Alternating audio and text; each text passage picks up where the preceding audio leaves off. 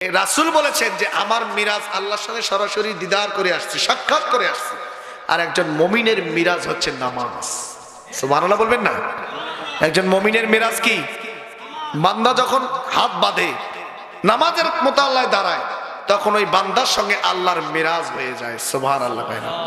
আমার ভাইরা বন্ধুরে, মুশরিকদের মধ্যে একজন মুশরিক কার হাতে যেন তার বিবি হত্যা হয়, বিবি নিহত হয়ে যায়। মুশরিক মনে মনে ভাবে হয়তো মুসলমানদের মধ্যে কেউ হয়তো আমার বিবিকে হত্যা করেছে, কোন মুসলিম ঘরের সন্তান। এই জন্য মুশরিক ঘোষণা করে দেয়, যেখানেই আমি মুসলিম পাবো ওই মুসলিমের গর্দান আমি কেটে ফেলবো, গর্দান আমি দ্বিগন্ডিত করে ফেলবো।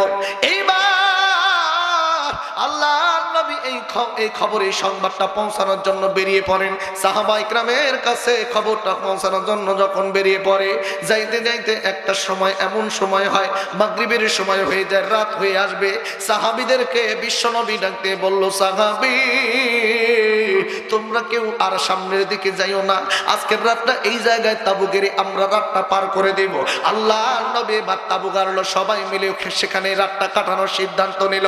আল্লাহ নবী এবার ডাক দিয়ে বলল, সাহাবী সবাই মিলে ঘুমাইলে তো হইব না, এখানে পাহারাদার হিসেবে দুইজনকে লাগবে, একজন মুহাজির আর একজন আনসার সাহাবী। দুইজন সাহাবী দাঁড়িয়ে গেল, নবী গো আমরা আজকে আপনাকে পাহারা দেব। এইবার দুইজন সাহাবী পাহারায় নিযুক্ত হলো। আর নবী অন্য সাহাবীরা এইবার নামাজে ঘুমিয়ে পড়লো। আর দুইজন সাহাবী, একজন সাহাবী আরেকজন সাহাবীকে ডাক দিয়ে বলল, ভাই গো আমরা দুইজন ব্যক্তি তো সজাগ থাকার কোনো কারণ নাই, আমি সজাগ আছি, আছি, তুমি ঘুমিয়ে পড়ো, আবার 2 ঘন্টা পরে তোমাকে জাগিয়ে দেব, আমি ঘুমাবো, তুমি পাহারা দিবা। এই কথা বলে একজন সাহাবী ঘুমাইলো, আরেকজন সাহাবী পাহারা দিচ্ছে। এমন সময় জাগ্রত পাহারাদার সাহাবী চিন্তা করলো, আল্লাহ রাতটা আমি এমনি পার না করিয়া আমি যদি তায়াম্মুম করে নামাজের মুতাল্লায় দাঁড়াই, যদি তাহাজ্জুদের সালাত পড়ি কেমন হয়। এইবার সময় নষ্ট না করিয়া এইবার যায় নামাজ বিছাইয়া তায়াম্মুম করে নামাজের কাতারে দাঁড়াই গেল। বন্ধুরে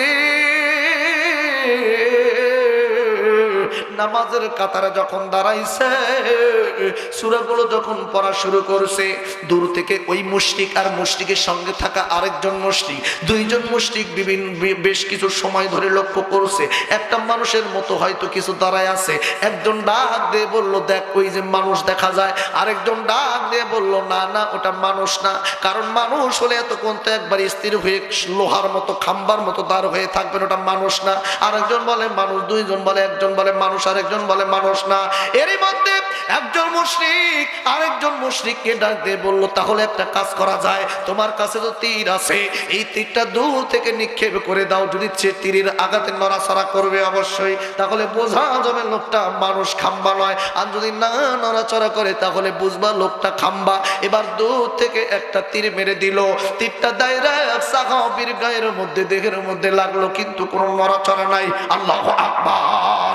এইবার আরেক দিক থেকে আরেকটা তীর বের করে আরেক দিক থেকে মেরে দিল, সেটাও গায়ের মধ্যে লাগলো, কিন্তু কোনো নড়াচড়া নাই।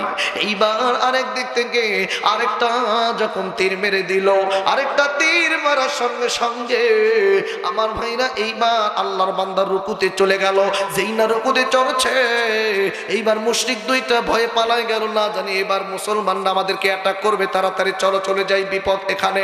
এইবার রুকু থেকে উঠিয়া নামাজটা শর্টকাট করিয়া পাশের সাহাবীকে ডাকতে বলছে, ভাই একটু ওঠেন, আমি বিপদে পড়েছি। উইঠা দেখে রে গায়ের মধ্যে তিনটা তীরবিন্দু আছে। ডাক দিয়ে বলল, আল্লাহর বান্দা তোমার গায়ের মধ্যে, তোমার দেহের মধ্যে 3টা তীর তো একবারে ঢোকে নাই, নিশ্চয় একটা করে ঢুকছে, আগে ডাক দাও নাই কেন? আল্লাহর বান্দা ডাক দিয়ে বলল, ওগো আল্লাহর নবীজির সাহাবী, তুমি যখন ঘুমায়া পড়লা, আমি মনে মনে ভাবলাম আমি আর সময়টা কেমনে নষ্ট করি গো, আমিও নামাজের মুতাল্লায় দাঁড়ায় নামাজ পড়ি, তাহাজ্জুদের সালাত পড়ি। বাবাজি এই বলে নামাজের কাতারে দাঁড়াইলাম, মুশরিক ব্যক্তি পাশের দিকে একটা তীর মারলো, তীরটা আমার গায়ের মধ্যে লাগলো। কিন্তু বন্ধুরে আমি যে সূরা তেলাওয়াত করছিলাম, এই সূরার মধ্যে এমন তৃপ্তি এমন মজা খুঁজে পাইছি, আমার গায়ের মধ্যে যখন ওই মুশরিকের তীরটা এসে লাগলো, আল্লাহর কসম তীর লাগার ব্যথার থেকে আমার তেলাওয়াতের মজা আমার কাছে বেশি ছিল। জোরে কর সুবহানাল্লাহ।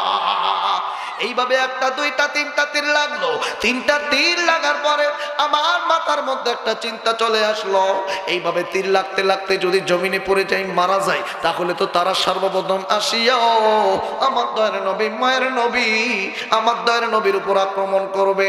আর আল্লাহর বান্দারে, আল্লাহ নবীজির চিন্তা যদি মাথার মধ্যে না আসতো, আমি সাহাবী নামাজের মধ্যে এতটাই তৃপ্তি মজা পাচ্ছিলাম, এতটাই ধ্যান নামাজে ছিল, আমাকে একটা দুইটা নয় শত শত তীর যদি আমার দেখে লাগতো, আল্লাহর কসম নামাজের মজা ছাড়তাম না। জোরে কন্যা আল্লাহু আকবার।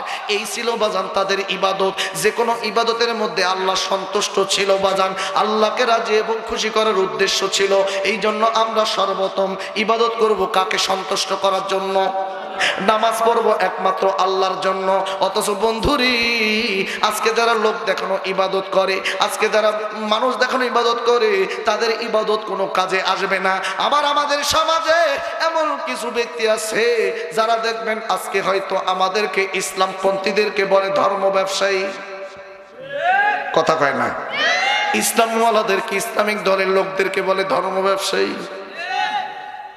আমি তাদেরকে বলতে চাই, ধর্ম ব্যবসায়ী হলাম আমরা নই, বরঞ্চ ধর্ম ব্যবসায়ী তারা যারা ভোটের আগে টুপি লাগায়, ভোটের আগে পাঞ্জাবি পরে, ভোটের আগে নামাজ পড়ে, ভোট পার হয়ে গেলে টুপি, পাঞ্জাবি, দাড়ি, টুপি আর খুঁজে পাওয়া যায় না।